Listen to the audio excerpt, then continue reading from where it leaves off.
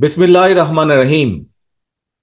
প্রিয় বাংলাদেশ, প্রিয় দেশবাসী, ভাই ও বোনেরা, আজকের এই অনুষ্ঠানের সম্মানিত সভাপতি জনাব মির্জা ফখরুল ইসলাম আলমগীর, মঞ্চে উপস্থিত নেতৃবৃন্দ, সামনে উপস্থিত আমার প্রিয় সহকর্মীবৃন্দ, আসসালামু আলাইকুম। বাংলাদেশের বীর ছাত্র জনতা, নারী শিশু, কৃষক, শ্রমিক, সকল শ্রেণী পেশার মানুষ, সর্বস্তরের জনগণ বিশ্বকে দেখিয়ে দিয়েছে বাংলাদেশের জনগণ বন্দুকের সামনে বুক পেতে দিতে রাজি, তবুও তারা স্বৈর শাসনকে মেনে নিতে রাজি নয়। বাংলাদেশের সবচেয়ে জনপ্রিয় গণতান্ত্রিক রাজনৈতিক দল বিএনপির পক্ষ থেকে বাংলাদেশের গণতন্ত্রকামী বীর জনগণকে জানাই আন্তর্জাতিক গণতন্ত্র দিবসের সংগ্রামী শুভেচ্ছা।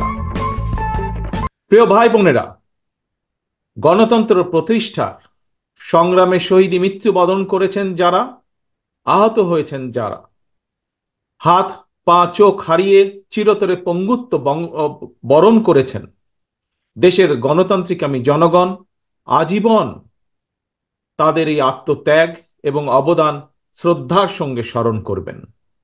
হতাহতদের প্রতিটি পরিবারের প্রতি অবশ্যই রাষ্ট্র তার যথাযথ দায়িত্ব পালন করবে বলে আমরা বিশ্বাস করি।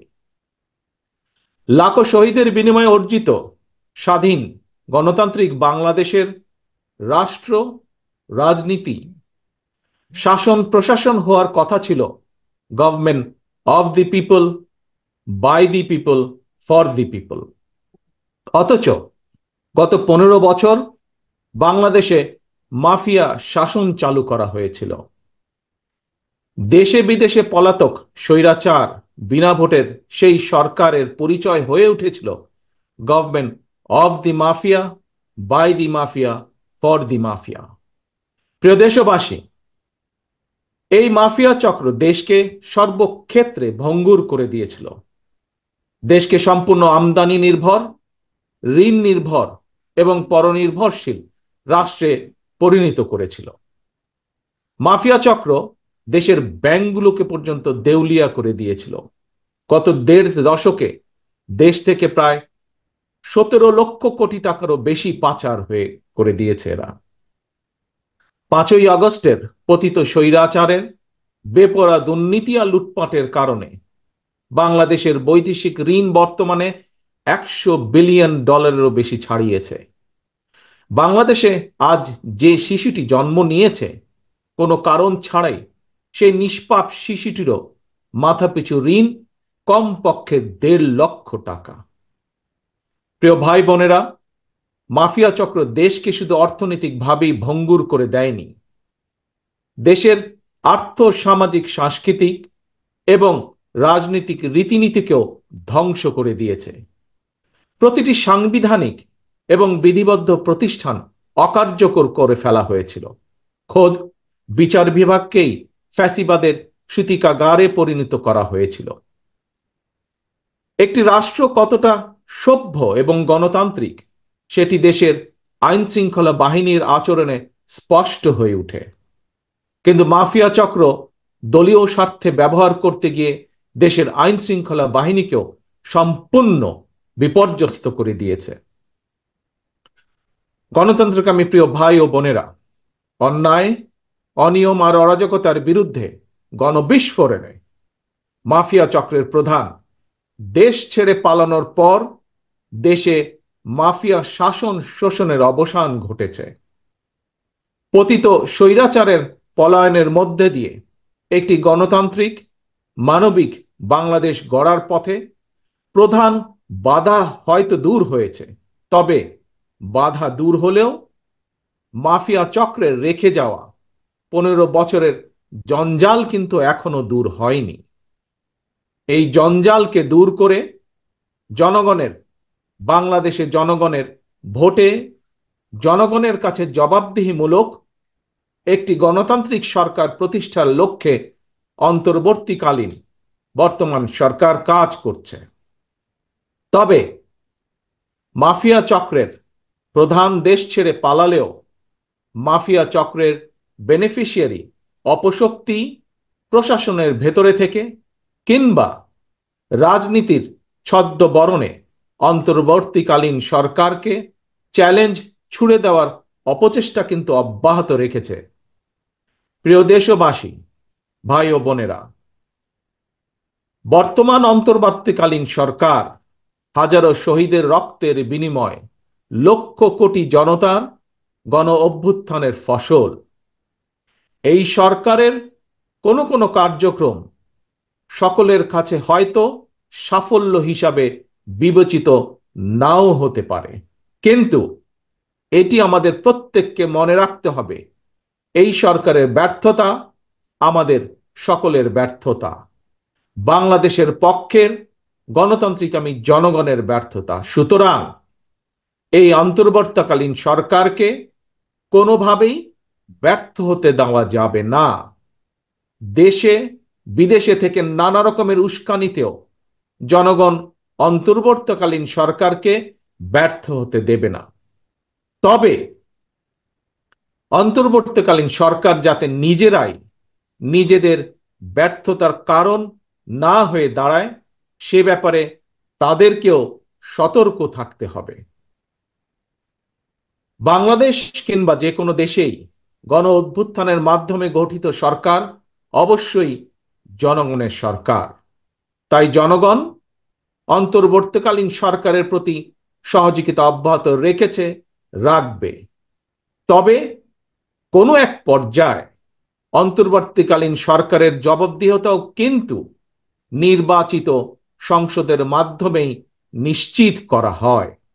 সুতরাং জনগণের রাজনৈতিক ক্ষমতায়নের মাধ্যমে একটি নির্বাচিত সংসদ এবং সরকার প্রতিষ্ঠায় অন্তর্বর্তীকালীন সরকারের সকল সংস্কার কার্যক্রমের প্রথম এবং প্রধান টার্গেট হওয়া জরুরি।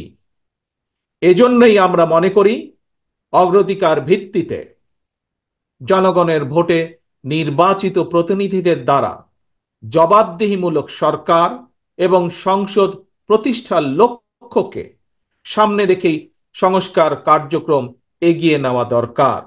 কারণ জনগণের রাজনৈতিক ক্ষমতায়ন ছাড়া সংস্কার কার্যক্রমে প্রক্রিয়ায় জনগণের সরাসরি সম্পৃক্ততা ছাড়া উন্নয়ন, গণতন্ত্র কিংবা সংস্কার কোনোটিকেই টেকসই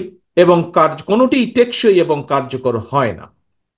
একটি অবাধ, সুষ্ঠু এবং নিরপেক্ষ নির্বাচনের মাধ্যমে প্রতিটি ভোটারের ভোট প্রদানের অধিকার নিশ্চিত করে ভোটারদের কাঙ্ক্ষিত প্রতিনিধি নির্বাচন করার অধিকার প্রতিষ্ঠার মাধ্যমেই জনগণের রাজনৈতিক ক্ষমতায়ন নিশ্চিত করা সম্ভব। এবং সেই লক্ষ্যে বিশেষ করে নির্বাচন কমিশন, জনপ্রশাসনের সংস্কার এবং আইন শৃঙ্খলা বাহিনীকে সক্ষম এবং উপযুক্ত করে তুলতে হবে। অগ্রাধিকার ভিত্তিতে পদক্ষেপ নিতে হবে। অন্তর্বর্তীকালীন সরকার ইতিমধ্যেই বেশ কিছু ক্ষেত্রে সংস্কার কার্যক্রম হাতে নিয়েছে। তবে আমরা মনে করি অন্তর্বর্তীকালীন সরকার এজেন্ডা সেটিং এর ক্ষেত্রে অগ্রাধিকার ভিত্তি নির্ধারণ করতে না পারলে গণ অভ্যুত্থানের সাফল্য ব্যাহত করতে ষড়যন্ত্রকারী নানা চক্র সুযোগ গ্রহণ করতে পারে এবং এরই ভিতর এর কিছু কিছু আলামত আমরা দেখতে পাচ্ছি। প্রিয় দেশবাসী, এবারের গণ অভ্যুত্থানের চরিত্র অতীতের যে কোনো গণ অভ্যুত্থানের চেয়ে ব্যতিক্রম। কেন ব্যতিক্রম? কারণ পলাতক স্বৈরাচারের অবৈধ শাসনকালে সকল গণতান্ত্রিক অধিকার, মানবাধিকার হারিয়ে জনগণ পরাধীনতার শৃঙ্খলে আবদ্ধ হয়ে পড়েছিল। এমনকি হুমকির সম্মুখীন ছিল দেশের স্বাধীনতা ও সার্বভৌমত্ব। তাই এবারের গণ অভ্যুত্থানের মধ্যে দিয়ে কেবল মানুষের অধিকারই প্রতিষ্ঠিত হয়নি, দেশের স্বাধীনতা সার্বভৌমত্ব রক্ষা পেয়েছে। দেশ এবং জনগণ এখন স্বাধীন। গুম, খুন, অপহরণ আর বিভীষিকাময় আয়নাঘরের আতঙ্ক মুক্ত। স্বাধীনতা সার্বভৌমত্ব রক্ষার পর এবার দেশ এবং জনগণের স্বাধীনতা সুরক্ষায় প্রথম কাজ হতে হবে রাষ্ট্র এবং সমাজে মানুষের গণতান্ত্রিক অধিকার এবং লুণ্ঠিত ভোটের অধিকারকে পুনঃপ্রতিষ্ঠিত করা। তাই প্রিয় ভাই ও বোনেরা, দেশে বর্তমানে প্রায় 12.5 কোটি ভোটার। এর মধ্যে 2009 সাল থেকে এ পর্যন্ত ভোটার তালিকায় প্রায় 2.5 কোটিরও বেশি নতুন ভোটার সংযুক্ত হয়েছেন। ভোটার হবার পর তরুণ প্রজন্মের এই 2.5 কোটিরও বেশি ভোটার একটিও জাতীয় নির্বাচনে ভোট দেবার সুযোগ পায়নি। ভোট দিয়ে তারা তাদের কাঙ্ক্ষিত জনপ্রতিনিধি নির্বাচন করতে পারেনি, অথবা তাদের নিজেরাও কেউ ভোটে নির্বাচিত হয়ে জনগণের প্রতিনিধিত্ব করার সুযোগ পায়নি। বিএনপি বিশ্বাস করে, বিএনপি মনে করে দেশের জনশক্তির অর্ধেক নারী এবং তারুণ্যের এই বৃহৎ অংশকে রাজনৈতিক অংশীদারিত্বের বাইরে রেখে একটি বৈষম্যহীন মানবিক রাষ্ট্র গঠন সম্ভব নয়। সংবিধান কিংবা প্রবিধানে যাই থাকুক, জনগণের রাজনৈতিক এবং অর্থনৈতিক ক্ষমতায়ন নিশ্চিত করা না গেলে, সংস্কার প্রক্রিয়ায় জনগণকে সম্পৃক্ত করা না গেলে শেষ পর্যন্ত কোনো সংস্কার কার্যক্রমেরই কার্যকরী ফল পাওয়া যাবে না।